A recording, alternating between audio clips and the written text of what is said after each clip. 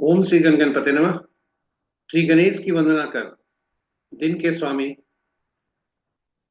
मंगल देव श्री राम भक्त हनुमान और उनके स्वामी श्री राम की आराधना कर, इष्ट देव का ध्यान कर, गुरुजनों को नमन कर, अभिनंदन करते हैं आपका वरुण रश्मि द्वारा प्रस्तुत आज के दैनिक पंचांग में।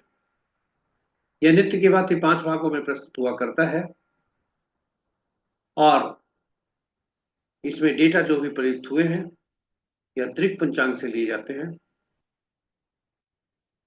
छवि गूगल से ली गई है और यह प्रस्तुति आप तक हम YouTube के माध्यम से और उनके सौजन्य से आप तक पहुंच सफलपूर्वक पहुंचा पाने में समर्थ हो रहे हैं। दैनिक पंचांग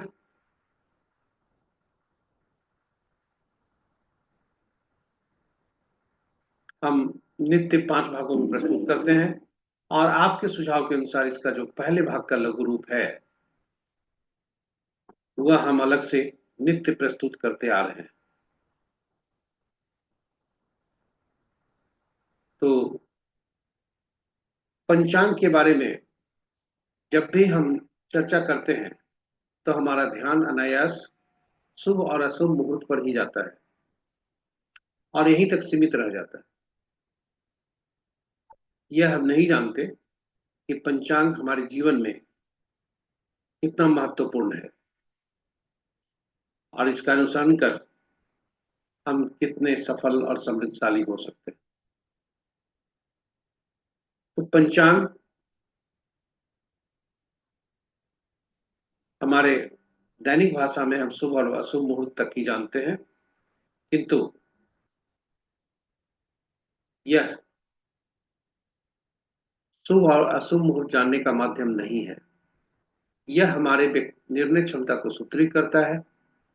प्रकृति और ब्रह्मांड की ऊर्जा के साथ यह संतुलन स्थापित करने में सहायक होता है, जिसके फलस्वरूप हमारे जीवन में शांति, समृद्धि और सकारात्मकता का संचार होता है। अतः पंचांग का अनुसरण करके हम अपने जीवन को अधिक सफल और समृद्ध बना सकते हैं। तो इस तरह से हमने जाना कि पंचांग हमारे जीवन में महत्वपूर्ण भूमिका अदा करता है, हमारी निर्णय क्षमता को सुदृढ़ करता है, ऊर्जा के को ब्रह्मांड और प्रकृति के साथ संतुलन स्थापित करता है, जिसके फलस्वरूप हमारे जीवन में शांति, समृद्धि और सकारात्मकता का संचार होता है। तो चलिए हम पंचांग का अनुसरण करके अपने जीवन को अधिक सफल और समृद्ध बनाएं। ले चलते हैं आपको दैनिक पंचांग के पहले भाग में।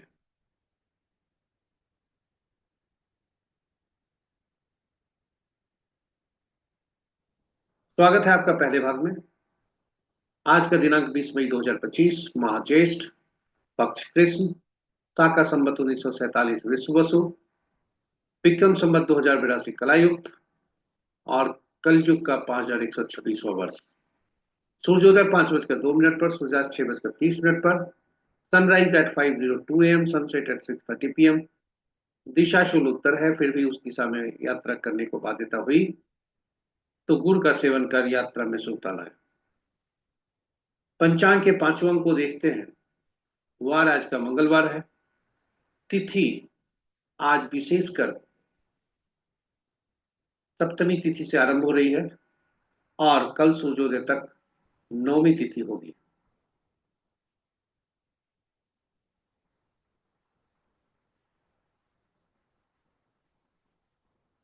प्रातः 5:51 तक सप्तमी, कल भोर में 4:55 तक अष्टमी और तत्पश्चात नौमी।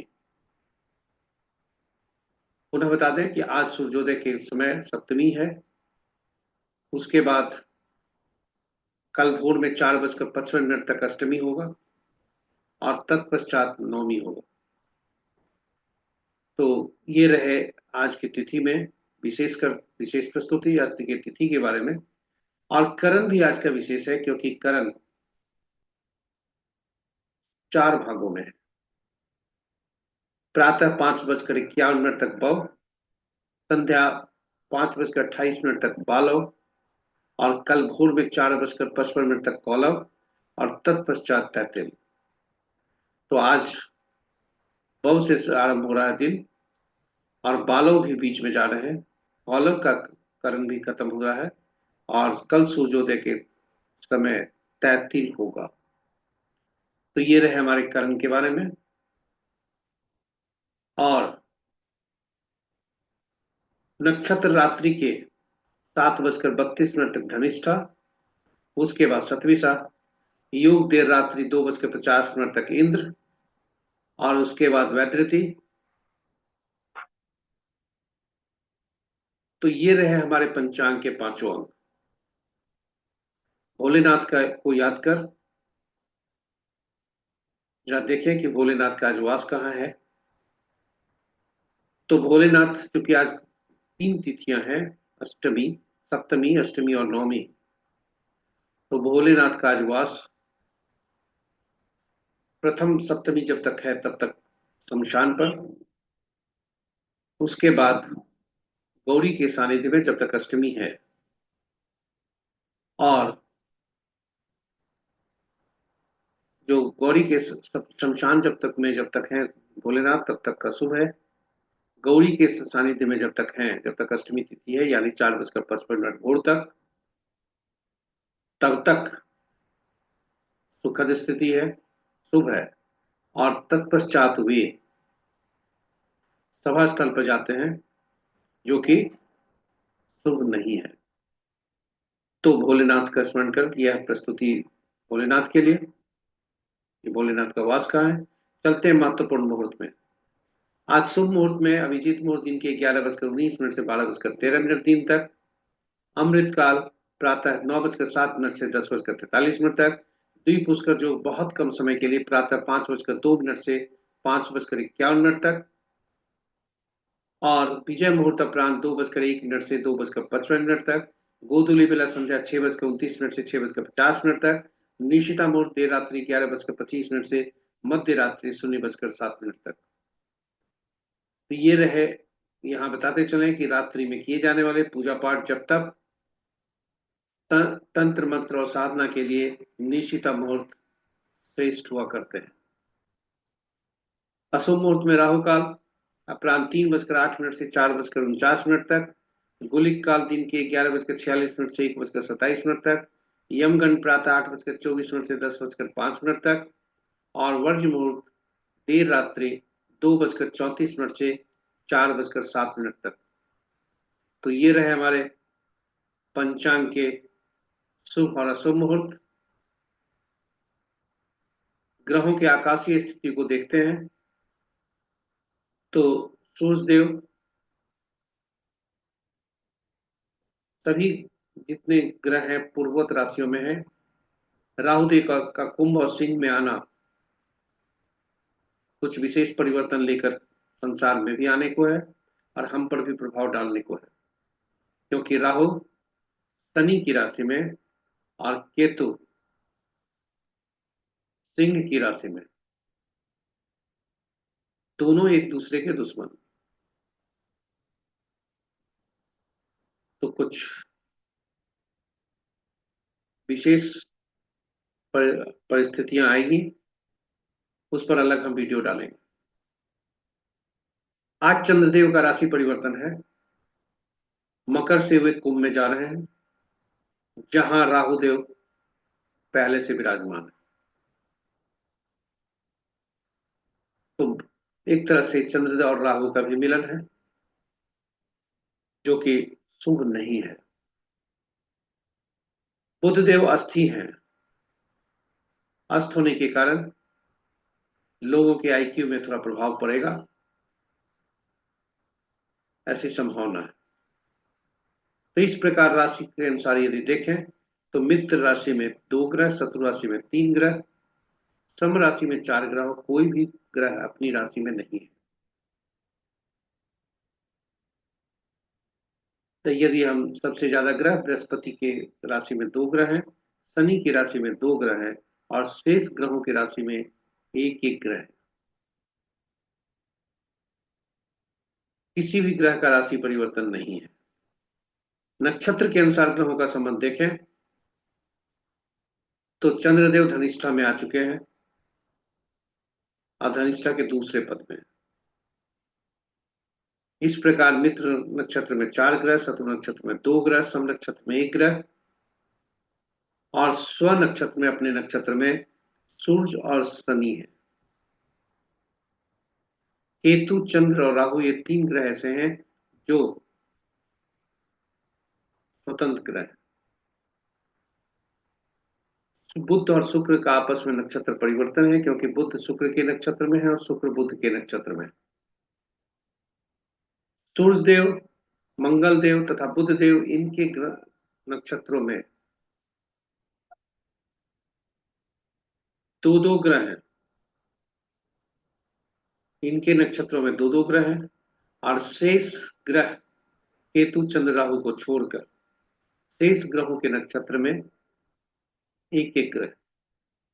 तो ये रहे हमारे दैनिक पंचांग के पहले भाग की प्रस्तुति। मई मास में जो हमारा ग्रहों का गोचर होगा वह इस प्रकार है। बुधदेव 23 मई को दिन के 1 बजे वृषभ राशि में जाएंगे, अस्थि स्थिति में जाएंगे, क्योंकि बुधदेव 8 जून तक अस्त की अवस्था में है। राहुदेव और केतुदेव आंशिक रूप से अभी वे कुंभ और सिंह राशि में है, पूर्ण रूपेण वे 29/5 को प्रवेश कर जाएंगे। शुक्रदेव माह के अंतिम में दिन के 11:42 तक मेष राशि में आएंगे, जब वे उच्च राशि से मेष राशि में उनका पदार्पण हो। तो ये रहे ग्रहों के गोचर की स्थिति। अब हम आपको ले चलते हैं जन्म पत्रिका में चंद्रमा जिस नक्षत्र में होते हैं उनके अनुसार कैसा फल होगा। स्वागत है आपका दैनिक पंचांग के दूसरे भाग में। जन्म पत्रिका में चंद्रमा जिस नक्षत्र में होते हैं उसके अनुसार आज का दिन कैसा होगा। यह हम जन्म पत्रिका में चंद्रमा जिस नक्षत्र में होते हैं उनके नक्षत्र समूह से हम फलित करते हैं और उन नक्षत्र समूह के गृह स्वामी को हम गणना में लेते हैं। यह बहुत ही नवतारा चक्र इसे भी बोला जाता है और चंद्रमा के परिप्रेक्ष्य में, गोचर के परिप्रेक्ष्य में इसे तारा बल भी बोला जाता है। तो चंद्रमा जिस नक्षत्र में होते हैं उनके नक्षत्र समूह के अनुसार और उनके ग्रह स्वामी के अनुसार कैसा फल होता है, इसे तारा बलम कहते हैं। नौ तारा चक्र पर चूंकि गणना की पद्धति एक ही है, कंसेप्ट एक ही है, और इसलिए नौ तारा चक्र पर हमने अलग से एक वीडियो डाला है और आपके सुझाव के अनुसार नौ तारा चक्र पर प्रैक्टिकल वीडियो भी डाला था। जो मैंने वीडियो पहले डाला नौ तारा चक्र पर, उसमें श्री राम, मां सीता तथा हनुमान के जन्म कुंडली का अध्ययन कर किस प्रकार नौ तारा चक्र के अनुसार उनके संबंधों को हम समझ सकते हैं। और इसी तरह से हम दैनिक जीवन में जो नौ तारा चक्र पद्धति है वो जातक के दशा, महादशा, विभिन्न संबंधों को देखने में कामयाब होता है और बहुत ही अद्भुत सटीक पद्धति है। अच्छे फल परिणाम मिलते हैं उससे। तो नौ तारा चक्र ऐसा है, इसलिए ऐसा कहा जाता है कि जब भी ग्रह की महादशा चल रही हो या ग्रहों का गोचर हो, उसका फल जानने के लिए कि जातक के ऊपर कितना प्रभाव पड़ेगा वह हम नौ तारा चक्र से देख सकते हैं। तो चलते हैं नौ तारा चक्र पर संक्षिप्त व्याख्या यहां पर करते हैं। कुल 27 नक्षत्र होते हैं और हर नक्षत्रों की संख्या निर्धारित है। एक उनकी क्रम संख्या 1 से 27 तक निर्धारित है पहले से ही। और ग्रह जो है उनका जो सीरियटिव होता है, उनका जो क्रमवार होता है वो महादशा के अनुसार होता है। केतु, शुक्र, सूर्य चंद्रमा, मंगल, राहु, बृहस्पति, शनि और बुध। यही क्रम रहता है महादशा का। ग्रहों के मन नक्षत्र हुआ करते हैं, यानी नक्षत्र ही ग्रह के परिणाम को प्रभावित करते हैं। इसलिए नक्षत्र, तीन तीन नक्षत्र का स्वामित्व हर ग्रह को दिया गया, और ये इस प्रकार दिया गया कि ये ग्रह नक्षत्रों को तीन श्रेणी में बांटा गया। 1 से 9 तक पहला श्रेणी, 10 से 18वां तक दूसरा श्रेणी, और 19वां से 27वां तक तीसरा श्रेणी। और प्रत्येक श्रेणी में से पहला जो नक्षत्र हुआ उसका स्वामित्व तो पहले ग्रह को दिया गया। वो उसी क्रम में चलते हुए नौवां जो नक्षत्र हुए, यानी 9वां, 18वां, 27वां, उनका स्वामित्व बुध देव को दिया गया। पहला, 10वां और 19वां का स्वामित्व केतु को, और इसी क्रम से बढ़ते हुए 9, 18वां, 27वां का नक्षत्र का जो स्वामित्व दिया गया वो बुध को दिया गया। तो फलित ज्यादा महत्वपूर्ण है। फलित जानने के लिए हम सबसे पहले यह देखते हैं कि चंद्रमा जिस जन्म पत्रिका में चंद्रमा जिस नक्षत्र में होता है, उनके नक्षत्र स्वामी या समूह के नक्षत्र स्वामी क्या कौन से ग्रह है, और गणना वहीं से आरंभ होती है। तो जब वहां से हम गणना आरंभ करते हैं तो पहला जो ग्रह होता है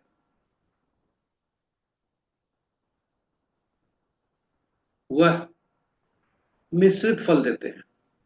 जन्म नक्षत्र उसे बोलते हैं, जन्म ग्रह बोलते हैं, और जन्म नक्षत्र स्वामी उसे बोला जाता है, और वे मिश्रित फल देते हैं। वहां से गणना जब आरंभ करते हैं तो पहला, तीसरा, पांचवा और सातवां जो ग्रह होते हैं वे पीड़ादायक होते हैं, वे बाधादायक होते हैं, हमारे काम में खतरा दे सकते हैं। कार्यों में, मीन्स मतलब कार्यों में जो है अशुभता ज्यादा आती है। और सातवां जो ग्रह होता है वह बहुत ज्यादा पीड़ा देते हैं, और यहाँ तक कि इसलिए नाम भी दिया गया है नैधन्य। वहीं दूसरा, चौथा, छठा, आठवां, नौवां ग्रह जो होते हैं वे सुफलदायी होते हैं। और यही नवतारा चक्र का फलित का आधार है। जन चंद्रमा के गोचर का भी नक्षत्र हम इसी तरह से देखते हैं। तो चलिए आज का देखते हैं गोचर कैसा है, और किस नक्षत्र वाले व्यक्ति के लिए कैसा दिन रहने की संभावना है। तो आज चंद्रमा का गोचर 7:32 तक शर्विष्ठा नक्षत्र में है, इसे धनिष्ठा भी बोलते हैं, जिसके स्वामी मंगल होते हैं, यानी चंद्रमा 7:32 संध्या तक मंगल के नक्षत्र।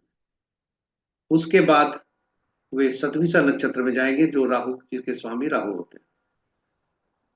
तो जिस जातक का जन्म, यदि हम यहां से देखें, किसी एक को उठाएं, मान लीजिए कि किसी व्यक्ति का जन्म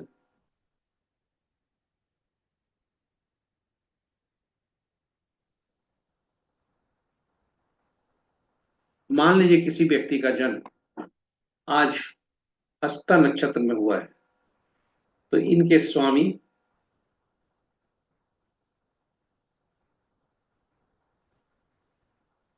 चंद्रमा बने, और यह जन्म नक्षत्र से दूसरा हुए, क्योंकि जन्म नक्षत्र चंद्रमा ठीक इसके पहले हैं, संपत होते हैं, दूसरा ग्रह बनते हैं। तो ये इनके लिए संपत के कारक हो गए। और इस तरह से हम विभिन्न ग्रहों के भी देख सकते हैं। मान लीजिए उदाहरण के लिए कि किसी व्यक्ति का जन्म पूर्वा भाद्रपद में हुआ है, तो पूर्वा भाद्रपद में यदि हम आए तो जातक का मित्र का संबंध है, मतलब ये 8वां ग्रह हुए, ये भी शुभकारी है। हम तीसरा भी देख सकते हैं, यदि किसी जातक का जन्म, मान लीजिए कि अस यदि किसी जातक का जन्म, कृतिका को ही उठाते हैं, तो कृतिका में जिसका जन्म हुआ है उस जातक के लिए 7:32 तक विपत्त रहने की संभावना है। वहीं 7:32 के पश्चात यदि हम देखें तो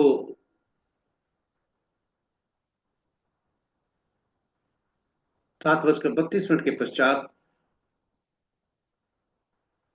चंद्रमा शतभिषा नक्षत्र में आएंगे। और तब हम यदि इसी को देखते हैं जहां से हमने आरंभ किया था, यहां से हम देखते हैं कि इसके बाद जो समय होता है इस जातक के लिए वो क्षेम होता है, यानी शुभ होता है। विपत्त में था, कृतिका उत्तरा फाल्गुनी या उत्तराषाढ़ा नक्षत्र में जन्मे जातक क्षेम में आता है। और यही फिर जो संपत में था, रोहिणी हस्ता या श्रवण नक्षत्र में जन्मा जातक, यह विपत्त में आ जाता है और इसके लिए अशुभकारी होता है। पूर्व पुनर्वसु विशाखा पूर्वा भाद्रपद नक्षत्र में जो बृहस्पति का नक्षत्र हुआ, उसमें जन्मे जातक के लिए मित्र में था, अति मित्र में आता है, यानी इस जातक के लिए शुभता ही रहेंगे। कृतिका उत्तरा फाल्गुनी उत्तराषाढ़ा के लिए समस्या थी 7:32 तक, शुभ स्थिति है उसके बाद। वही यदि हम रोहिणी हस्ता श्रवण के लिए कहें तो शुभ स्थिति थी 7:32 तक, अशुभ स्थिति है उसके तत्पश्चात। तो ये इस तरह से हम यदि अग्रिम हम किसी दशा महादशा के बारे में इसी तरह से जान जाए, किसी व्यक्ति से संबंध के बारे में जान जाए, तो हम अपने कार्य को उसी के अनुरूप करते हैं, जिससे अशुभता कम होती है और शुभता ज्यादा होती है। तो यह रहे हमारे दैनिक पंचांग के दूसरे भाग की प्रस्तुति, जिसे तारा बल कहा जाता है। और यह बहुत ही उपयोगी, सटीक तथा फलदायी होता है, जिसकी हम गणना कर खुद को भी मजबूत स्थिति में पाते हैं। जो दैनिक पंचांग की जो परिभाषा है, यह हमारे निर्णय क्षमता को सुदृढ़ करता है, हमें सकारात्मकता भरता है। ये तारा नवतारा चक्र को इस तरह से देखें तो हमें वो सकारात्मकता आएगी। और कोई जातक जब आपको के साथ अशुभ फल दे रहा है, उसके पीछे भी ये नवतारा चक्र का कमाल है। तो आप देख सकते हैं कि वो जातक जो जन्म लिया है, यदि वह आज किसी विषम परिस्थिति में है, तो उसका नवतारा चक्र ही उसके लिए है, आपको फलदायी बताएगा। और यदि हम पहले से जान जाते हैं कि नवतारा चक्र के अनुसार अशुभ फल होने वाला है, तो मानसिक रूप से अपने आप को तैयार करते हैं उस अशुभता, उस चैलेंज को स्वीकार करने के लिए। और तब जो अशुभता का इंटेंसिटी है वह कम होती है, हमारे शरीर पर, मानसिक स्थिति पर कम प्रभाव पड़ता है। तो ये रहे हमारे दैनिक पंचांग के दूसरे भाग की प्रस्तुति। तीसरे भाग में आपको ले चलते हैं। अभी तक हमने चंद्रमा को ये नक्षत्र के अनुसार फल देखा था। अब हम देखते हैं कि चंद्रमा जब गोचर कर रहे हैं जिस राशि में, उसके अनुसार कैसा फल होने की संभावना है। तो आज चंद्रमा मकर राशि में है 7:35 तक। उसके बाद वे कुंभ राशि में आएंगे, वहां राहुदेव पहले से विराजमान है। तो जब तक 7:32 तक मेष, कर्क, सिंह, वृश्चिक, मकर तथा मीन राशि के लिए दिन उत्तमता के संकेत हैं। वहीं 7:32 के बाद मेष, वृषभ, सिंह, कन्या तथा धनु और कुंभ राशि के लिए दिन उत्तमता के संकेत मिल रहे हैं। शेष राशि के लिए थोड़ा सावधानी रहने की जरूरत है, क्योंकि ऐसे संकेत मिल रहे हैं। तो न शुभता कम हो,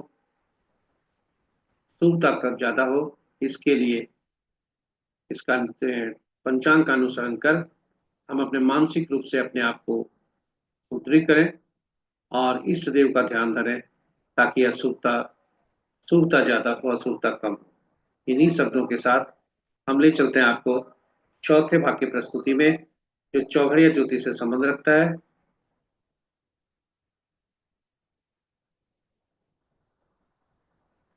चौघड़िया ज्योतिष एक तरह का शुभ और अशुभ मुहूर्त बताता है। और इसकी उपयोगिता किसी भी शुभ काम को करने के लिए किया जाता है, चाहे वो पूजा पाठ हो या कोई भी मुहूर्त देखा जाता है, तो इसी से हम देखते हैं। यदि कोई व्यक्ति कोई मुहूर्त नहीं देखना चाहे, तो वह इस कम से कम चौघड़िया जरूर देखना चाहिए। चौघड़िया इसकी उपयोगिता बहुत अधिक है, और इसलिए इसे हम कहते हैं आ, कि इसकी उपयोगिता विभिन्न विशेष कार्यों के लिए भी अलग से है। और इसकी उपयोगिता को देखते हुए हमने हिंदी और अंग्रेजी में अलग अलग वीडियो डाला है।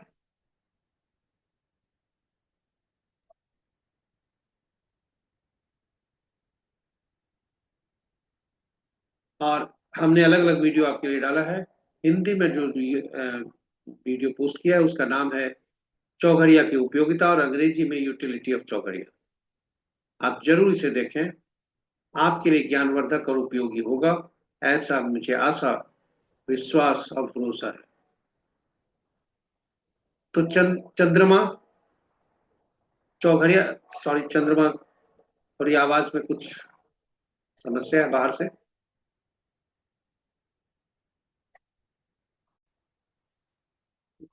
चौघड़िया ज्योतिष मुहूर्त पर विशेष ध्यान देता है, और वह अवधि बताता है कौन सा विशेष कार्य करने के लिए उपयुक्त होते हैं। कुल 8 चौघड़िया दिन के, 8 चौघड़िया रात के हुआ करते हैं। किंतु सप्ताह का दिन, संक्षेप में बता दे रहे हैं चौघड़िया के बारे में। कुल 8 चौघड़िया दिन के, 8 चौघड़िया रात के हुआ करते हैं। संक्षेप सप्ताह के 7 दिन ही होते हैं, इसलिए सातों दिन से उनका संबंध रखने के लिए सात ही चौघड़िया का नामकरण हुआ। और इसलिए 8वां चौघड़िया जो होता है, जो आरंभ का चौघड़िया होता है, वही अंत का भी चौघड़िया हुआ करता है। तो हर चौघड़िया का संबंध साप्ताहिक दिनों से है, और हर सप्ताह के दिन के जो है दिन के स्वामी ग्रह अलग अलग हैं, और इसलिए उन ग्रहों का संबंध विशेष कार्यों से भी है।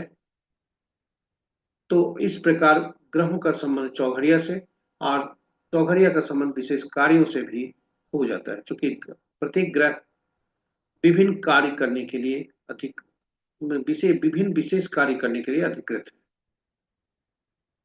तो हम कह सकते हैं कि चौघड़िया विशेष प्रयोजन के लिए बहुत ही उपयुक्त हुआ करता है। अब जब भी हम चौघड़िया का उपयोग करते हैं, तो उसमें यह अवश्य देखते हैं कि कहीं वो वार वेला, काल वेला या राहु काल या काल रात्रि से ग्रसित तो नहीं है। तीन का जो ये होता है चौघड़िया, वह वार वेला, काल वेला और राहु काल से ग्रसित हो सकता है, और रात्रि का काल रात्रि से। यदि वह अशुभता से अधिक व्याप्त हो कोई चौघड़िया, तो उसे त्याग कर देना चाहिए, उसका उपयोग नहीं करना चाहिए, क्योंकि शुभता कम, अशुभता ज्यादा होती है। तो आज का चौघड़िया देखते हैं। आज का दिन मंगलवार है। मंगलवार का चौघड़िया रोग चौघड़िया से होता है, जिससे मंगल का चौघड़िया होता है, नाम रोग का है। अशुभता लग रहा है, किंतु दुश्मन को परास्त करने के लिए, दुश्मन से लड़ने के लिए यह चौघड़िया विशेष मुहूर्त रखता है। यह दुश्मन किसी भी प्रकार का हो सकता है, चाहे वह आपके रोग से संबंध हो, आपके प्रतियोगिता से संबंध हो। कंपिटिटर जो भी होता है, वह आपका दुश्मन ही होता है, तभी आप विजय पाते हैं। तो जहां विजय पाना है जिस पर, दुश्मन को परास्त करने के लिए, अपने रोग को परास्त करने के लिए, जीवन में मंगल लाने के लिए, यह मुहूर्त उपयोगी होता है। उद्वेग चौघड़िया सरकारी कार्यों से है, सूद से संबंध रखता है। इसी तरह से सभी चौघड़िया की परिभाषा हमने, इसकी उपयोगिता हमने अपने वीडियो में डाली, जरूर देखिए। Utility of Choghadiya in English, और हिंदी में चौघड़िया की उपयोगिता। तो चलते हैं हम। आज का चौघड़िया, उद्वेग चौघड़िया वारवेला से ग्रसित है, काल चौघड़िया कालवेला से ग्रसित है, और शुभ चौघड़िया राहु काल से ग्रसित है। जो अशुभता होती है उसमें राहु काल ज्यादा अशुभता देता है। अमृत चौघड़िया सबसे बेहतर चौघड़िया आज का उपलब्ध है, सभी कार्यों के लिए उपलब्ध है। यह किसी भी अशुभता से अधिव्याप्त नहीं है। और ये कोइंसिडेंस कहिए कि दिन का भी चौघड़िया 11:46 से है, रात का भी चौघड़िया 11:46 से। समाप्ति का समय दोनों का अलग अलग। लाभ का चौघड़िया बुध से है, जो कि काल रात्रि का चौघड़िया देखिए वो काल रात्रि से ग्रसित है। दिन का चौघड़िया जो विद्या लाभ से है वह शुभ में स्थिति में है। और इसलिए इन चौघड़िया का उपयोग कर हम अपने दिन में अपने कार्यों में शुभता अधिक ला सकते हैं। तो चलिए चौघड़िया का उपयोग करते पर हम जानने के बाद और इसका उपयोगिता जानने के बाद हम ले चलते हैं आपको आज की अंतिम प्रस्तुति में। अंक ज्योतिष के अनुसार कैसा दिन रहने की संभावना है। स्वागत है आपका अंतिम भाग में दैनिक पंचांग। हम अपने पिछले प्रस्तुतियों में यह जिक्र करते आए हैं कि अंक ज्योतिष हमारे जन्म तिथि पर निर्भर करता है, उसी पर कार्य करता है, उसका मूल आधार वही है। जन्म तिथि के दो अंक तथा जन्म तिथि माह और वर्ष के 2, 2 और 4 यानी 8 अंक, यही हमें ईश्वर द्वारा गिफ्ट के रूप में मिलता है। और जब जन्म तिथि का योग करते हैं, यहाँ बताते चले कि जो अंक ज्योतिष का जो बेस है वह एकल अंक पर है, यानी 1 से 9 तक सिंगल डिजिट के नंबर पर। अब चाहे हम उसे जैसे भी परिवर्तित करें, यदि 1 से ज्यादा अंक हैं तो उसके अंकों को जोड़कर और एकल अंक बना लेते हैं और तब उससे उसका आकलन करते हैं। इसी तरह अगर हमें कुछ शब्द मिले हैं जिसमें अक्षर प्रयोग हुए हैं तो हर अक्षर का अंकीय मूल्य होता है। उस शब्द को उस अंकीय मूल्य से परिवर्तित कर जो अंक प्राप्त होते हैं उससे में जो भी अंक प्राप्त हुए उसके अंकों को जोड़कर एकल अंक में परिवर्तित कर तब फिर देखते हैं। यह महत्वपूर्ण है किसी भी व्यक्ति के जीवन में कि आपका मूलांक और भाग्यांक दोनों आपस में कंपैटिबल हो, समान ऊर्जा दे रहे हो, ताकि आपके मन के अनुरूप काम करे। क्योंकि 2 आपका मन दिखाता है, आपका चरित्र दिखाता है, आपका मन मस्तिष्क दिखाता है, 7 आपका कर्म बताता है। 7 कहते हैं जो जन्म तिथि माह और वर्ष का योग होता है वह यह दिखाता है। अगर दोनों में कंपेटेबिलिटी नहीं है तो फिर हम नाम, मोबाइल नंबर आदि आदि जो हम अंक प्रयोग करते हैं बराबर दैनिक जीवन में, उससे हम उस ऊर्जा को प्राप्त करने की कोशिश करते हैं। और यही अंक ज्योतिष का कमाल है। तो आज का जो तिथि है उसका योग है 2, और वर्ष तिथि माह व वर्ष का योग है 7। तिथि के योग को मूलांक बोलते हैं, कुछ लोग ड्राइवर भी बोलते हैं, और तिथि वर्ष माह के योग को भाग्यांक या कंडक्टर बोलते हैं।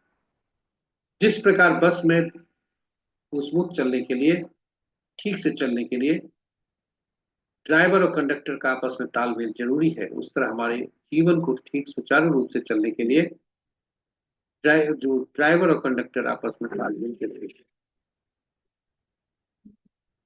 और तब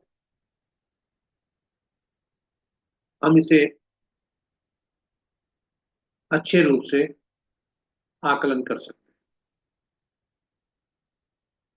तो सूर्य, आज देखें कि हर ग्रहों के जो 1 से 9 तक अंक हैं उसके स्वामी अलग अलग ग्रह होते हैं, वे अलग अलग उनकी दिशा होती है, अलग अलग उनके तत्व होते हैं। 1 से 9 अंक तक पांचों जो अंक होता है वो मध्यम अंक होता है, जिसे बैलेंस अंक बोला जाता है। तो एक, अगर आज का देखें तो 1, 10, 19, 28 तारीख को जिनका जन्म जातक का हुआ है उनका संबंध 7 नंबर से कैसा है, यानी आज के भाग्यांक से। दिन के भाग्यांक से संबंध देखते हैं तो 1, 10, 19, 28 तारीख को जन्मे जातक 1, 7 का संबंध मूलांक 1 बनता है, सूर्यदेव स्वामी बनते हैं। 1, 7 का संबंध तटस्थता का है, 2.5 स्टार मिल रहे हैं। 70 से 80% सफलता का दर होने की संभावना है। यहाँ बताते चले कि 7 के स्वामी केतुदेव बनते हैं, 2 के स्वामी चंद्रमा बनते हैं, 2 और 7 का आपस में संबंध तटस्थता का है। और 2 7 जिसका जिस भी जातक का होता है उसका इंट्यूशन पावर जो है बहुत अच्छा होता है। आज 2 11 20 तारीख 29 तारीख को जो जन्मे जातक हैं उनका यही 2 7 कॉम्बिनेशन बन रहा है, 2 मूलांक बनता है, चंद्रदेव इनके स्वामी बनते हैं, 2 और 7 का संबंध तटस्थता का है, 30% सफलता का दर होने की संभावना है। लेकिन इंट्यूशन पावर इनके अनुसार यदि काम करते हैं जो कि बहुत अच्छा आज होने की संभावना है, तो इनके लिए शुभता ही शुभता है।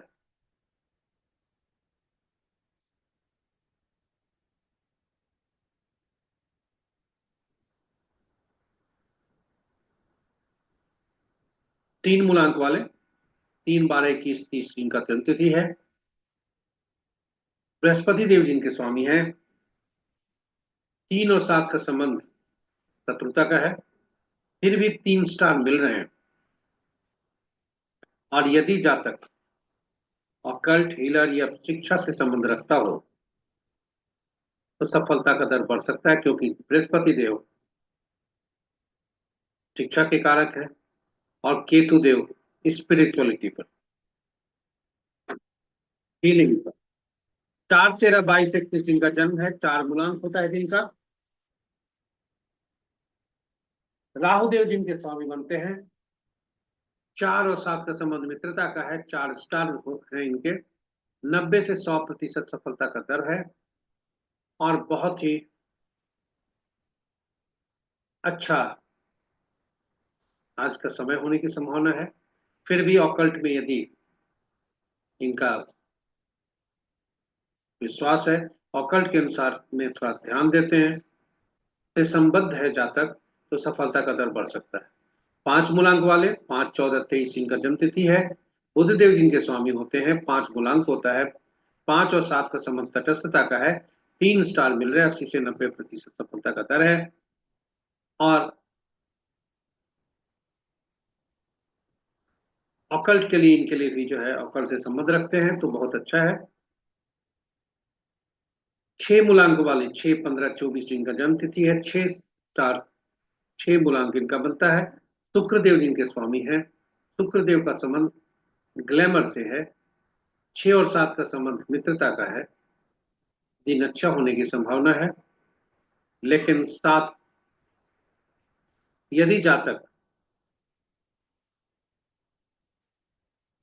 पैर से संबंध जो भी ये खेल हो उससे संबंध रखता है तो दिन उत्तमता की जो इनका सक्सेस है वो और बढ़ सकता है, सक्सेस रेट।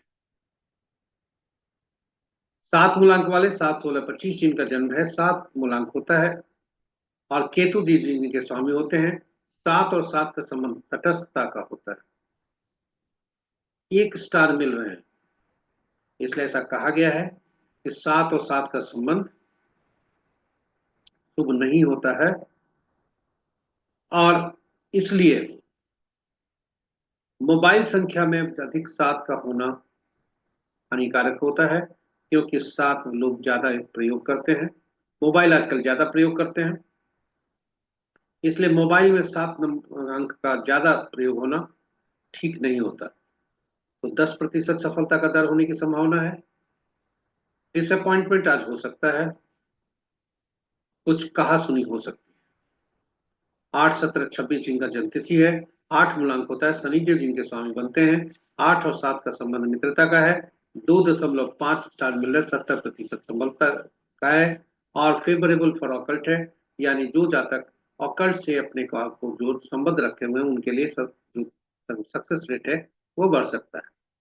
9 18 27 तारीख जिनका जन्म है, 9 मूलांक होता है, मंगल देव जिनके स्वामी होते हैं, 9 और 7 आपस में अति शत्रु हैं, इसलिए कहा गया है कि केतु और मंगल की युति नुकसानदायक ज्यादा होगी, इसलिए 30% सफलता का दर होने की संभावना है। यदि जातक ऑकल्ट से संबंध रखते हो और अपने ऊर्जा को, एग्रेशन को कम करके रखें, तो सफलता का दर बढ़ने की संभावना है। तो ये रहे अंक ज्योतिष के अनुसार कैसा दिन रहने की संभावना है। पांचवा भाग हमारे प्रस्तुति की। आपको कोटि कोटि धन्यवाद हमसे जुड़े रहने के लिए, अंत तक वीडियो को देखने के लिए। और यदि पहली बार वीडियो को देख रहे हैं तो आपको नमन करते हुए आग्रह है कि आप सब्सक्राइब करें हमारे चैनल को तथा नोटिफिकेशन बटन को दबा दें, ताकि हमारी हर प्रस्तुति की सूचना आपको आपको मिल सके। जो नियमित हमारे दर्शक हैं उनके भी धन्यवाद। बराबर आप हमारे ये प्रस्तुति को देख रहे हैं और आप अपने आप को जो पंचांग का अनुसरण कर अपने आप को समृद्ध तथा सफल बनाने में के लिए कृत संकल्प है। आपसे अनुरोध है कि यदि आप साझा नहीं कर रहे हैं अपने मित्रों, परिजनों और स्वजनों के बीच, जरूर साझा करिए। ज्ञान विद्या बांटने से बढ़ती है, उसकी उपयोगिता शुभता किसी के जीवन में लाने से, अशुभता नगण्य करने से पुण्यकारी होता है। जरूर साझा करें अपने मित्रों, परिजनों, स्वजनों के बीच में। और आपका फीडबैक हमें मिलता रहा है, जिससे हम प्रस्तुति को बेहतर और उपयोगी बनाने में समर्थ हो रहे हैं। फीडबैक देते रहें यूट्यूब के कमेंट बॉक्स में जाकर। इन्हीं शब्दों के साथ हम आपसे विदा लेते हैं आज। कल फिर नई प्रस्तुति के साथ हम उपलब्ध होंगे। तब तक के लिए जय श्री राम, जय हनुमान।